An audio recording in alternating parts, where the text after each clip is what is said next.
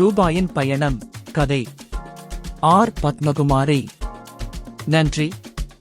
Theekkathir. Welcome to my channel. Raghunathan Srinivasan. Like, share, subscribe, comment. Maria என்னை முன்னும் பின்னும் புரட்டி பார்த்தாள். என்னுடைய கத்தரிப்பு பூ நிறம் மரியாவிற்கு பிடிக்கும்.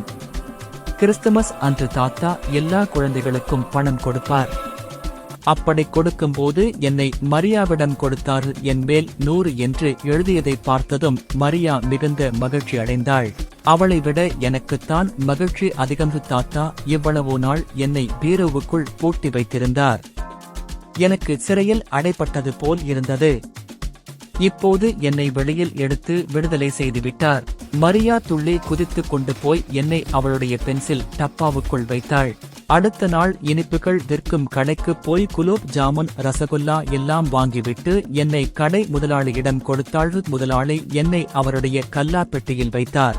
இரவு கடையை மூடும்போது பெட்டியில் இருந்த பணத்துடன் என்னையும் சேர்த்து எடுத்துக்கொண்டு போய் அவருடைய மனைவி மோனாவிடம் கொடுத்தார்.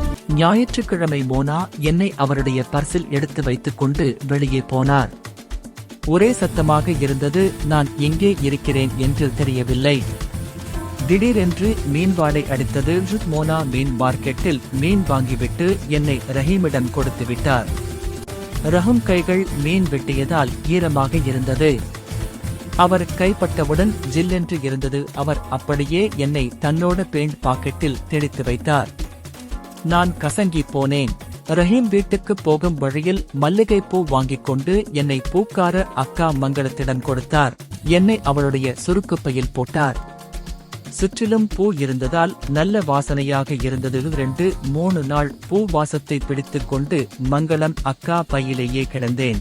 வெள்ளிக்கிழமை பொங்கல் பண்டிகை. மங்களம் அக்கா பொங்கலுக்கு பூ வாங்க என்னை பூ மார்க்கெட்டுக்கு எடுத்துக்கிட்டு போனாங்க. அங்கு நிறைய பூ வாங்கிட்டு என்னை பூக்கடை முதலாளியிடம் கொடுத்து நிறைய பூ வாங்கிட்டு போனாங்க. முதலாளி கிட்ட என்னுடைய அண்ணன் அக்காக்களான 500 ரூபாய் நோட்டு, 200 ரூபாய் நோட்டு எல்லாம் நிறைய இருந்தாங்க. அவங்களோட என்னையும் போட்டுவிட்டார். குட்டி பையன் விமல் கடைக்கு வந்தான். அவன் உண்டியலில் போட பணம் வேண்டும் என்று அப்பாவிடம் கேட்டு என்னை எடுத்து கொண்டு போனான். வீட்டுக்கு போய் உண்டியலுக்குள் என்னை போட்டுவிட்டான். உண்டியலுக்குள் என்னுடைய குட்டி தம்பிகள் தங்கைகள் 10 ரூபாய், 5 ரூபாய், 2 ரூபாய், 1 ரூபாய் நாணயம் எல்லாம் இருந்தாங்க.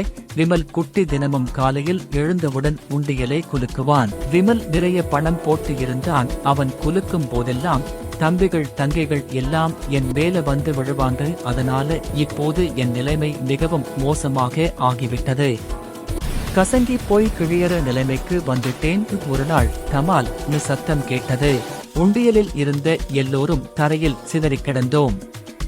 விமல் எங்கள் எல்லோரையும் பொறுக்கி எடுத்து வைத்துக் கொண்டான்.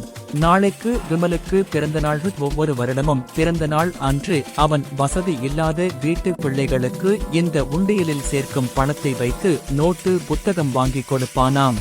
நான் பல பேருக்கு உபயோகமாக இருந்தேன். ஆனாலும் குட்டி பையன் என்னை ரொம்ப கஷ்டப்பட பிள்ளைகளுக்கு நோட்டு வாங்க உபயோகப்படுத்தியது எனக்கு மிக மிக ஆனந்தமா இருக்கு. இப்போ நான் பல பேர் கைப்பட்டு பலவீனமாத்தான் இருக்கேன். என்னை கொண்டு போய் வங்கியில் கசங்கிய நோட்டோடு சேர்த்து வச்சுருவாங்க. பல பேரை பார்த்து பலருக்கும் உபயோகமாக இருந்தது. எனக்கு மிக்க மகிழ்ச்சி.